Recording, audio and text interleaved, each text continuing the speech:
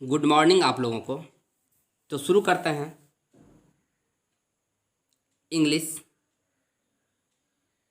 में आज का क्लास। लैंग्वेज यानी भाषा क्या है। जैसे कि आप लोग जानते हैं इंग्लिश एक लैंग्वेज है, अंग्रेजी एक भाषा है। लेकिन अंग्रेजी कैसी भाषा है? अंग्रेजी एक अंतर्राष्ट्रीय भाषा है। लेकिन सबसे पहले यहाँ जो लिखा हुआ है सामने, स्किल्स ऑफ लैंग्वेज यानी भाषा की कला।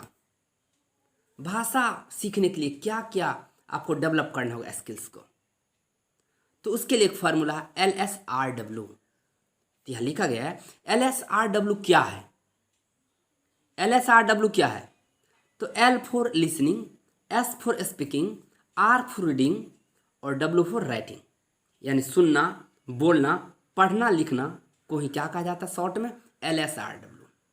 तो इंग्लिश लैंग्वेज को सीखने के लिए या किसी भी लैंग्वेज को सीखने के लिए आपको सुनने की आदत डालना पड़ेगा, किसको सुन के समझिए। बोलने की आदत डालना पड़ेगा, किसी चीज़ पे 2-4 मिनट बोलिए। पढ़ने की आदत डालना पड़ेगा, आपको रीडिंग करना होगा। और किसी विषय वस्तु पर लिखने की आदत डालना पड़ेगा। तो यदि आपने सुनने की आदत डाल दी, आपने बोलने की आदत डाल दी, आपने पढ़ने की आदत डाल दी, तो आपने लिखने की आदत डाल दी, तो आपका लैंग्वेज क्या होगा? डेवलप कर जाएगा इंग्लिश लैंग्वेज। अब यहाँ पे प्रश्न उठता है कि लैंग्वेज क्या है, लैंग्वेज भाषा क्या है। अरे लैंग्वेज इज, देखिए लिखा हुआ है language is a medium of communication. संचार के साधन को भाषा कहते हैं। लैंग्वेज क्या है? किसी भी भाषा को सीखा, जो हम सीखते हैं उसी का एक साधन है। किसी चीज़ को जो हम बोलते हैं उसका क्या है? एक साधन है। लेकिन अब आप लोगों को हम इंग्लिश लैंग्वेज की बात कर रहे हैं। इंग्लिश लैंग्वेज को सीखने के लिए, अंग्रेजी भाषा को सीखने के लिए आपको इंग्लिश ग्रामर तो पढ़ना होगा। क्योंकि इंग्लिश ग्रामर का डिफिनेशन क्या है? अंग्रेजी ग्रामर वह विज्ञान है जो हम लोगों को अंग्रेजी शुद्ध पढ़ने, लिखने और बोलने के लिए सिखलाता है। तो इंग्लिश ग्रामर पढ़ने से आपको पढ़ना आ जाएगा, लिखना आ जाएगा और बोलना आ जाएगा। ये मैं नहीं कह रहा हूँ, ये दुनिया की जो भी इंग्लिश ग्रामर की किताब है या जो भी सर इंग्लिश ग्रामर की डिफिनेशन लिखाते हैं, क्या विद्वान लोग लिखाते हैं कि इंग्लिश ग्रामर एक ग्रंथ है। बचपन में आप लोग पढ़े होंगे ना, इंग्लिश ग्रामर एक ग्रंथ है जो हमें पढ़ना सिखा दे, लिखना सिखा दे, बोलना सिखा दे। मीन्स हाउ टू रीड, कैसे पढ़ें, हाउ टू राइट, कैसे लिखें, एंड हाउ टू स्पीक, कैसे बोलें। इंग्लिश कैसे पढ़ें, कैसे लिखें, कैसे पढ़ें, कैसे लिखें और कैसे बोलें। इन तीनों चीज़ों को जो पुस्तक सिखा देता है उसे इंग्लिश ग्रामर कहते हैं। तो सबसे पहले हम लोग जानेंगे इंग्लिश ग्रामर का syllabus of English grammar for all. ये एक वीडियो हम पीछे भी अपलोड किए थे, लेकिन आज फिर से समझिए। हो सके तो ये अभी जो सामने लिखा हुआ इसको आप लोग जो नहीं लिखे हैं लिख लीजिएगा। ये सिलेबस है इंग्लिश ग्रामर का फॉर ऑल, सभी के लिए, जूनियर क्लास से लेकर सीनियर क्लास तक के लिए। सबसे पहले जो आपको लैंग्वेज को, इंग्लिश लैंग्वेज को मजबूत करने के लिए इंग्लिश ग्रामर पढ़ना होगा। क्योंकि आई के साथ एम लगता है, यू के साथ आर लगता है। ये कौन बताता है? इंग्लिश ग्रामर ना। मैं एक विद्यार्थी, आई एम अ स्टूडेंट, तो आई के बाद एम दिए, स्टूडेंट क्यों दिए? क्योंकि इंग्लिश ग्रामर कहता है कि आई के साथ एम लगाओ। तो बिना ग्रामर का तो लैंग्वेज सीखना थोड़ा टफ हो जाएगा आप लोगों को।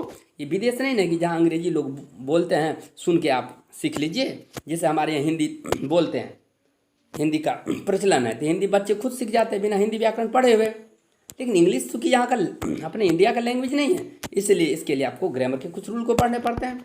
तो ये सबों के लिए है। इसमें क्या है? लेटर वर्ड सेंटेंस पहला चैप्टर है। इसके बाद पार्ट्स ऑफ स्पीच है। इसके बाद आर्टिकल है। इसके बाद NPGC, number, person, gender, case है। इसके बाद काइंड्स ऑफ सेंटेंस है, वाक्य के भेद, डिग्री ऑफ कंपेरिजन है। इसके बाद रिमूव टू है, क्वेश्चन टैग है, वर्ब्स है, वर्ब्स में हेल्पिंग वर्ब एंड वर्ब हो गया इसका, फ्रेजल वर्ब्स है, इडियम्स एंड फ्रेजेज है, स्पेलिंग टेस्ट है, करेक्ट सेंटेंस है, कम्बिनेशन ऑफ सेंटेंसेस है, एंटोनिम्स और साइनोनिम्स है, वन वर्ड सब्स्टिट्यूशन है, टेंस, वॉइस, नरेशन है, ऐसे पैराग्राफ राइटिंग भी है। इसके बाद पैसेज है, कंप्रेहेंशन है। और इसके बाद देखिए तो 19 नंबर पे लेटर है, एप्लीकेशन है। इसके बाद प्रीसी है, नोटिस है। और अंतिम में प्रैक्टिस सेट। हर चैप्टर के अब एक एक चैप्टर करके आप लोग बताऊंगा। ये यूट्यूब पर पहली बार, आप लोग तो बहुत सारे वीडियो देखते होंगे, वीडियो बहुत लोग, बहुत विद्वान लोग अच्छा वीडियो देते हैं, मैं मानता हूँ कि बहुत अच्छे वीडियो देते होंगे। लेकिन है क्या कि लोग पढ़ाते नहीं हैं, अधिक लोग प्रचार करते हैं।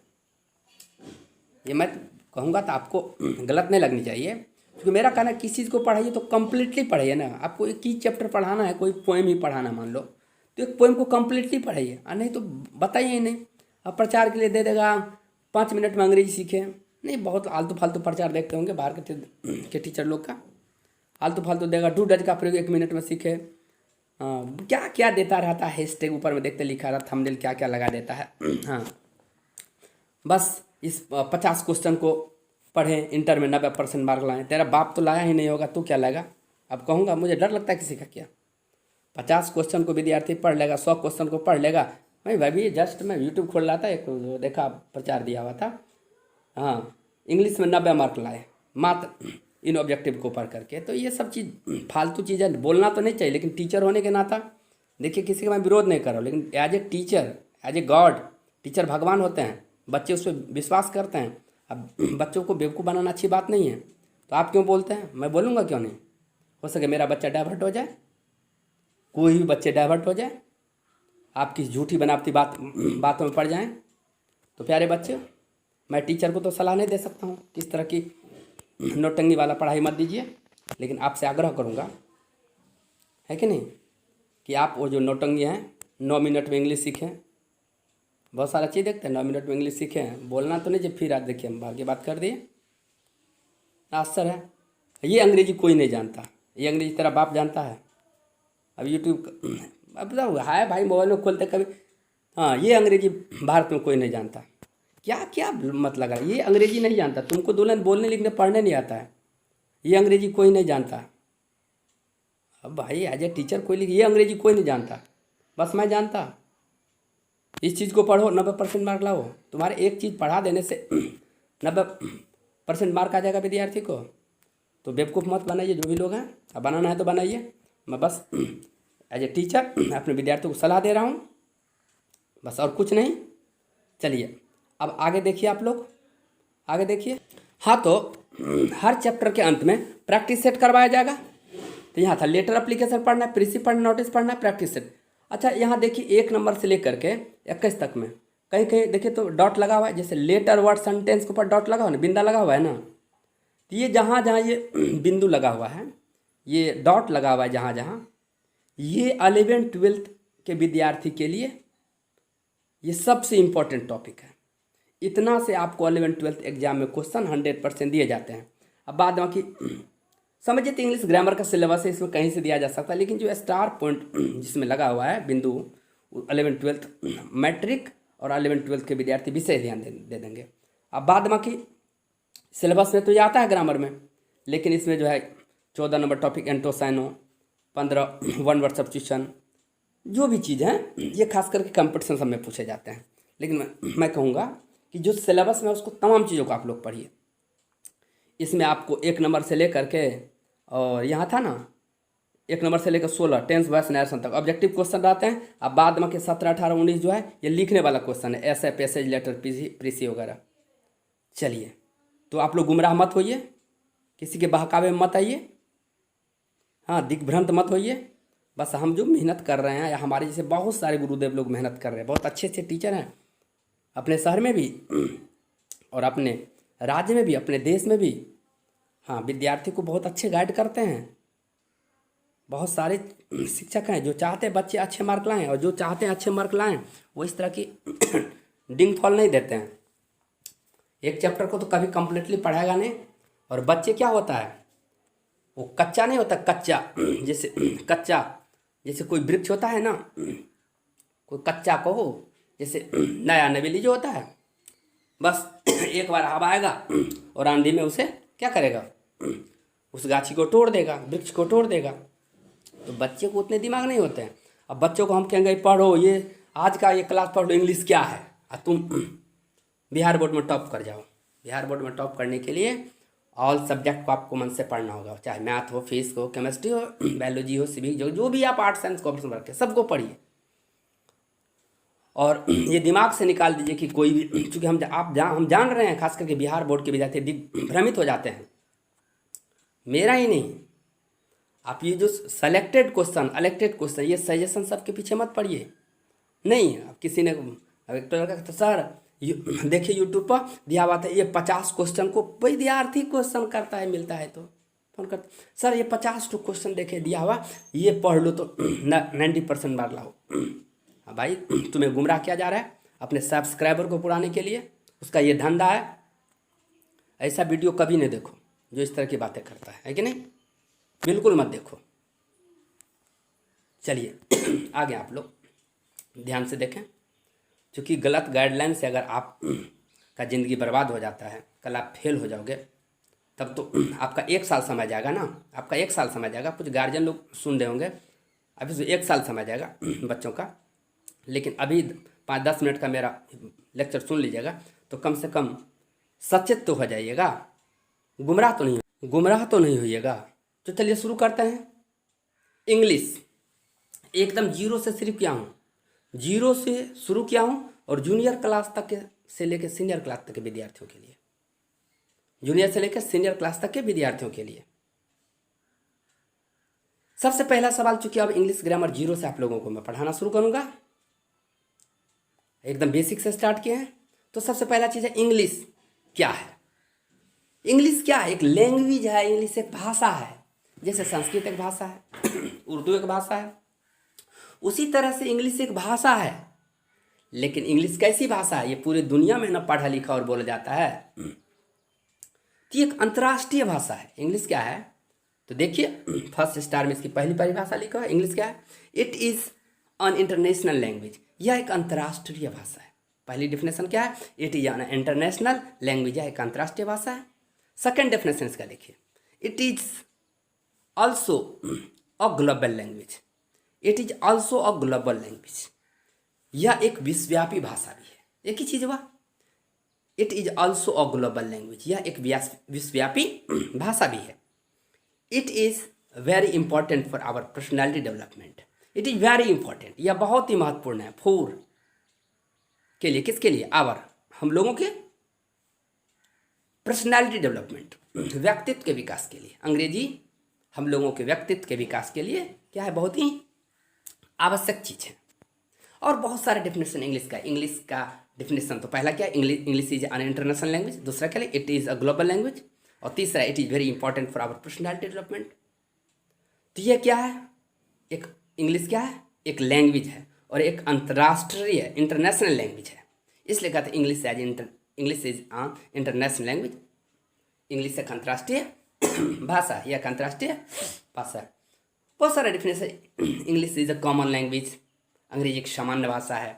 English is the window of the world, ये भी एक परिभाषा ही है। और भी परिभाषा है। It is a language of lingua and फ्रैंका। It is language of lingua and फ्रैंका।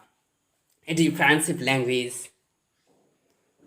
English very important for all of us because it is a source of communications. It is a media of communications. It is a language of invention. It's a language of research. Many more things. अब इसके बाद आप लोगों को जानना है English के बाद सबसे पहले आप लोग सिलेबस लिख लेंगे नोटबुक में। इसके बाद इंग्लिश क्या है, और अब आप लोगों को बताऊंगा इंग्लिश ग्रामर क्या है। इंग्लिश ग्रामर क्या है? इंग्लिश ग्रामर का डेफिनेशन देखिए, या इंग्लिश ग्रामर बोलो या English grammar. English grammar definition, English grammar is a science. अंग्रेजी ग्रामर एक विज्ञान है। चलिए इसका हिंदी करो, ध्यान से देखिए, एकदम जीरो लेवल से शुरू किया है। जो गार्जियन लोग यदि देख रहे होंगे, कोई भी गार्जियन के का यदि संपर्क होता है इस वीडियो से, तो आदरणीय रिस्पेक्टेड गार्जियन से निवेदन है, हमने वादा किया था लगातार तो नहीं, बीच बीच में इंग्लिश ग्रामर एकदम शुरू से दे रहा हूँ। जनरली बहुत तरह के वीडियो वगैरह देखते होंगे आप लोग यूट्यूब पर, लेकिन वही प्रचार डिस्को वाली वीडियो नहीं, मैक्सिमम तो एकदम फॉल्स ही रहता है। कुछ ही विद्वानगण हैं जो ये समझते हैं जिस चीज़ को बताओ कंप्लीटली बताओ, the completely. English grammar is a science, अंग्रेजी ग्रामर एक विज्ञान है, that teaches us how to read write and speak English correctly. English grammar क्या है? तो English grammar is a science, अंग्रेजी ग्रामर एक विज्ञान है, दैट जो टीचेज सिखाता है आज हम लोगों को हाउ टू रीड कैसे पढ़ें, हाउ टू राइट कैसे लिखें, एंड हाउ टू स्पीक कैसे बोलें इंग्लिश अंग्रेजी करेक्टली शुद्ध। English grammar is a science, अंग्रेजी ग्रामर एक विज्ञान है, दैट जो टीचर सिखाता है हम लोगों को हाउ टू रीड कैसे पढ़ें, हाउ टू राइट कैसे लिखें एंड हाउ टू स्पीक कैसे बोले इंग्लिश अंग्रेजी करेक्टली सुसुद। तो इंग्लिश ग्रामर एक विज्ञान है जो हमें सिखाता है या हम लोगों को सिखाता है कि कैसे सुसुद अंग्रेजी पढ़े लिखें और बोले। ये भी इंग्लिश ग्रामर की डिफिनेशन। और भी डिफिनेशन आप लोग बचपन में याद किए होंगे, नहीं बचपन में जो सर लोग लिखाए थे ना, लिखाए थे हिंदी व्याकरण की जो परिभाषा, तो उसी तरह से इसका भी होता है ना। इंग्लिश ग्रामर एक ग्रंथ है, इंग्लिश ग्रामर एक ग्रंथ है जो हम लोगों को इंग्लिश शुद्ध पढ़ने लिखने और बोलने के लिए सिखाता है, वो भी सही है।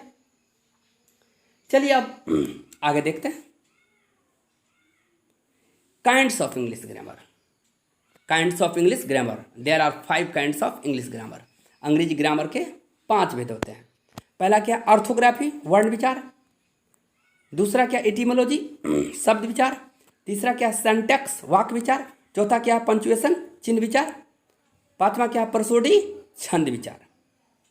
परसोडी छंद विचार, ऑर्थोग्राफी वर्ण विचार, एटिमोलॉजी शब्द विचार, सिंटैक्स वाक्य विचार, पंक्चुएशन चिन्ह विचार, परसोडी छंद विचार। ये अंग्रेजी ग्रामर का क्या है, इंग्लिश ग्रामर का भेद है। तो सबसे पहले आप लोगों को हमने क्या बताया आज, इंग्लिश ग्रामर का सिलेबस बताया।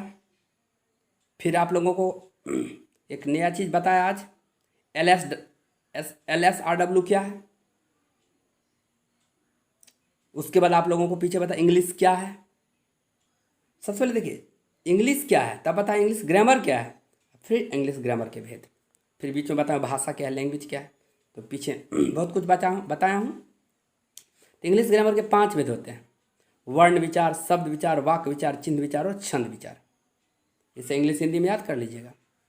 अब सबसे पहले क्वेश्चन होता है कि ऑर्थोग्राफी क्या है। तो आप देख नहीं रहे हैं ऑर्थोग्राफी क्या है, इंग्लिश ग्रामर का पहला भेद है। तो जनरली यही ना परिभाषा बचपन में हम लोग रटे थे। ऑर्थोग्राफी इज द पार्ट नहीं फर्स्ट पार्ट। ऑर्थोग्राफी पहला भेद है ना, तो परिभाषा बनाइए ना, orthography is the first part of English grammar in which we study about letter. Orthography जिनको लिखना है लिखिए। ऑर्थोग्राफी हर चीज़ मैं कैसे लिख सकता हूँ, संभव नहीं। और ये सब चीज़ बहुत बेसिक चीज़ है, जो जानना जरूरी हो जानिए ना। परिभाषा में क्या रखा हुआ है तो जानिए, सब परिभाषा सामने दिखाई दे रहा है। वर्ण विचार, वर्ण पे विचार को ही वर्ण विचार कहते हैं, और शब्द पे विचार को शब्द विचार कहते हैं, वाक्य पे विचार को वाक्य विचार कहते हैं। चिन्ह कोमा फुल स्टॉप कहीं कहीं नहीं लगाते हो, समझिए क्वेश्चन मार्क, तो गया चिन्ह विचार। और छंद नहीं दोहा हुआ पढ़ते, छंद हो गया। चलिए कोई बात बता देता हूँ। तो ग्रामर का, इंग्लिश ग्रामर का पहला भेद है ऑर्थोग्राफी। तो ऑर्थोग्राफी वर्ण विचार क्या है, तो परिभाषा अपना से बनाइए देख करके। देखिए यहाँ ऑर्थोग्राफी अंग्रेजी ग्रामर का पहला भेद है ना, तो यहाँ बोलिएगा orthography is the first part of English grammar in which we study about letter. Orthography अंग्रेजी ग्रामर का पहला भेद है जिसमें हम लोग अक्षर, वर्ण, अक्षर यानी वर्ण यानी लेटर के बारे में अध्ययन करते हैं। तो ऑर्थोग्राफी में किसके बारे में हम लोग पढ़ेंगे, लेटर के बारे में। और लेटर अंग्रेजी में 26 नहीं है, उसी 26 का नहीं बोलते, capital letter, small letter, vowel letter, consonant letter से वॉवेल लेटर। तो ऑर्थोग्राफी में आपको जो बेसिक नहीं होती पढ़ाई, ABCD ए से लेकर जेड तक जो लेटर है, उसी का परिचर्चा हम करेंगे ऑर्थोग्राफी में। तब करेंगे, अभी कर देता हूँ। ऑर्थोग्राफी में आप लोग वर्ण विचार में पढ़ेंगे। परिभाषा क्या बताएं, ऑर्थोग्राफी अंग्रेजी ग्रामर का पहला भेद है जिसमें हम लोग A से Z अक्षर के बारे में, A से Z जो अंग्रेजी के लेटर उसके बारे में अध्ययन करते हैं। तो लेटर कितने हैं अंग्रेजी में, 26। There are 26 letter in English, there are 26 letter in English, there are 26 letters in English. अंग्रेजी में 26 अक्षर होते हैं। अब अक्षर को उच्चारण के अनुसार, उच्चारण के आधार पर 3 भागों में बांटा गया, वॉवेल लेटर, कॉन्सोनेंट लेटर और semi vowel letter. Vowel letter कितने हैं, 5। वॉवेल क्या है, वॉवेल वह है जिसका उच्चारण अपने आप होता है। वॉवेल कितने, 5, A-E-I-O-U, A-E-I-O-U, A-E-I-O-U, 5 वॉवेल है, याद रखिएगा, ये आगे काम देगा आपको। 26 लेटर में से 5 क्या हो गया, वॉवेल लेटर हो गया, A-E-I-O-U। और कॉन्सोनेंट क्या, कॉन्सोनेंट वह है जिसके उच्चारण वॉवेल का बदल दिया जाता है। और कॉन्सोनेंट इज अ लेटर, और consonant is a letter which can not be pronounced without the help of vowel. Consonant वह है जिसका उच्चारण बिना वॉवेल की सहायता से नहीं किया जाता है। यानी कॉन्सोनेंट के उच्चारण वॉवेल का मदद लिया जाता है। बी सी डी एफ, इस तरह से कितना 19 क्या है कॉन्सोनेंट है। और सेमी वॉवेल, बस 2 minute, semi vowel W and Y are called semi vowel. W और वाई को क्या कहते हैं? सेमी वॉवेल कहते हैं। डब्ल्यू और वाई को क्या कहते हैं? सेमी वॉवेल कहते हैं। डब्ल्यू और वाई को क्या कहते हैं? सेमी वॉवेल कहते हैं। तो ए से जेड 26 लेटर में 5 हो गया vowel A E I O you, और 2 हो गया सेमी वॉवेल डब्ल्यू और वाई, और बाद बाकी जो बचा वो क्या गया कॉन्सोनेंट। लेकिन कभी कभी बहुत सारे विद्वान लोगों का कहना है कि लेटर को 2 भाग में भी आप बांट सकते हैं, वॉवेल और कॉन्सोनेंट। वॉवेल और कॉन्सोनेंट, तब वॉवेल कितना हो जाएगा? 21 हो जाएगा, 21, और कॉन्सोनेंट कितना हो जाएगा? वॉवेल 21 हो जाएगा। दिमाग उल्टा पुल्टा हो गया दिमाग का टेस्ट ले रहा हूँ। अरे वॉवेल 5 ही न रहेगा। यदि लेटर को 2 भाग में बांटेंगे, वॉवेल और कॉन्सोनेंट, तो वॉवेल तो फिक्स 5 ही रहेगा। ए ई आई ओ यू 5 वॉवेल रहेगा, अब बाद में जो बचेगा वो हो जाएगा कॉन्सोनेंट। तो 26 में से 5 गया कितना बच गया? 21 ना। तो लेटर को 3 भाग में बांटेंगे, लेटर को यदि 3 भाग में बांटेंगे, वॉवेल कॉन्सोनेंट सेमी वॉवेल, तो वॉवेल 5 हो गया, और डब्ल्यू और सेमी वॉवेल 2 हो गया, अब बाद बाकी 19 तो क्या बना बचा? कॉन्सोनेंट, कॉन्सोनेंट ना। तो लेटर को जब 3 भाग में बांटेगा तो 5 वॉवेल और 2 W vowel, 2 semi vowel W और वाई, 19 तो कॉन्सोनेंट। लेकिन जब लेटर को 2 ही भाग में बांटेंगे, वॉवेल और कॉन्सोनेंट, तो वॉवेल 5 ही रहेगा ए आई ओ यू, अब बाद बाकी वो सेमी वॉवेल जो है किस में मिल जाएगा? कॉन्सोनेंट में। तो कितना हो जाएगा? 19 2 21 न हो जाएगा। तो यदि आप कहते हैं वॉवेल 5 है और कॉन्सोनेंट 21 है, तो वो भी गलत नहीं है। इसके बाद है इटिमोलॉजी। इटिमोलॉजी शब्द पे विचार करेंगे। तो इटिमोलॉजी अंग्रेजी ग्रामर का दूसरा भेद है, जिसमें हम लोग शब्द के बारे में अध्ययन करते हैं। और तीसरा है सिंटेक्स।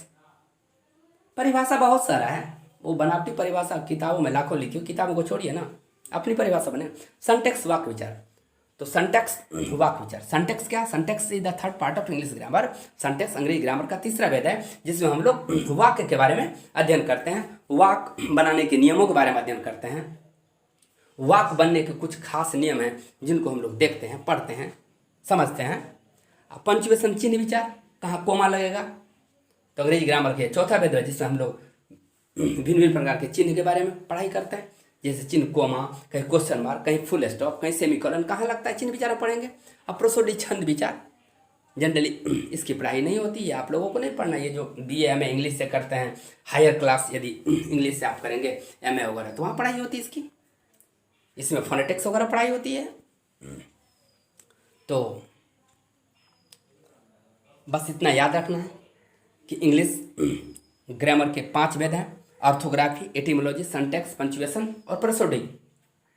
अब आगे जो आप लोगों का 0 से ग्रामर शुरू करूंगा, सीनियर क्लास से लेकर के जूनियर तक नहीं, पहले सीनियर नहीं, सीनियर क्लास से जूनियर क्लास नहीं, जूनियर क्लास से लेकर के सीनियर क्लास तक सबको याद रखना है। आप 5वां 6वां 7वां 8वां 9वां 10वां 11वां 12वां जिस भी क्लास में पढ़ते हैं, ये भेद ना तो बढ़ेगा ना तो घटेगा। इंग्लिश ग्रामर के 5 भेद हैं। और कल स्टार्ट करेंगे आप लोगों को बेसिक चीज लेटर से, तो तैयार रहिएगा लेटर से। Thank you. तो कल क्या बताएंगे आप लोगों को? कल पहला लेसन स्टार्ट करेंगे आप लोगों को। अभी बताया ना लेटर कि व्हाट इज लेटर, लेटर क्या है, अक्षर क्या है। अक्षर अंग्रेजी में 26 है ना, ABCD dot dot dot Z, A से लेकर जेड तक 26 लेटर है। उसी लेटर पे हम लोग चर्चा करेंगे, एकदम बेसिक से स्टार्ट करेंगे। तो लेटर क्या है? Letter is a sound which can't be divided. अक्षर एक ध्वनि जो खंडित नहीं होता है। और letter is the basic unit of sound. और letter is a basic unit of sound. Letter क्या है? ध्वनि की छोटी इकाई है। तो नेक्स्ट वीडियो में आप लोगों को लेटर क्या है, लेटर के कितने काइंड हैं, कैपिटल लेटर का प्रयोग कहाँ होता है, वॉवेल क्या है, कॉन्सोनेंट क्या है, सेमी वॉवेल क्या है, यही जो चैप्टर होगा समता एक वीडियो में कंप्लीट हो जाएगा। चैप्टर 1 या 2 वीडियो में, 1-2 वीडियो लेक्चर में कंप्लीट हो जाएगा। और आज थोड़ा बाहर की बातें किए। बाहर की बातें क्या बताएं ध्यान देंगे।